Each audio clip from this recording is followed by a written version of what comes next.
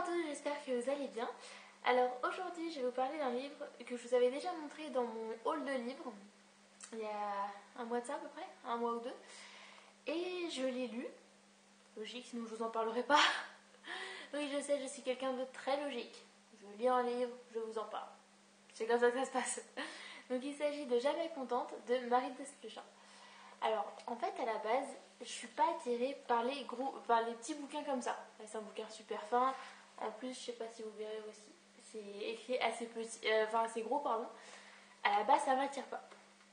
Sauf que celui-là, le seul truc, mais vraiment le seul, qui m'a permis de me dire ça peut me plaire, c'est le titre. Jamais contente. Et mes parents me disaient toujours ça quand j'étais petite. De toute façon, toi, t'es jamais contente. Peu importe ce qu'on peut te dire ou te faire ou te proposer, tu ne seras jamais contente. Donc ça m'a bien fait rire. Le résumé aussi est marrant, c'est un extrait du livre. Et c'est marrant parce qu'en fait c'est une ado de 13 ans. C'est le journal intime d'une ado de 13 ans.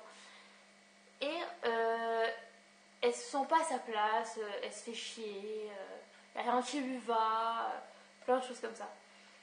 Et c'est assez marrant dans le sens où j'ai l'impression de m'entendre quand j'avais son âge.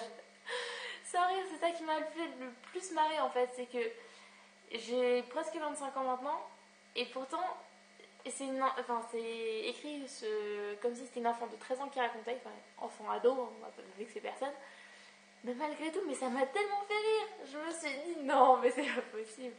Et bon, je vais vous faire une confidence, je l'ai lu à mon travail aussi un dimanche quand je m'ennuyais et j'ai continué à lire. En fait, un truc que je fais souvent, c'est que je lis en marchant. Je sais que ça peut être super dangereux, mais là où je bosse, je connais assez bien, donc je peux le faire. Et là, il y a le concierge, j'explose de rire, et le concierge il me fait mais pourquoi tu rigoles en fait? Et je lui ai dit je peux pas te montrer seulement un passage parce que tu comprendrais pas en fait pourquoi je me marre. Mais je lui ai expliqué le concept et sur le fond il me fait ouais ça se ressemble pas mal. Il me connaît depuis même pas un an, il me connaît, c'est génial. Enfin bref, tout ça pour dire que ce livre je l'ai beaucoup aimé. Donc comme c'est marqué c'est le journal d'horreur 1, donc il y aura un 2 et je pense qu'il y a un 3.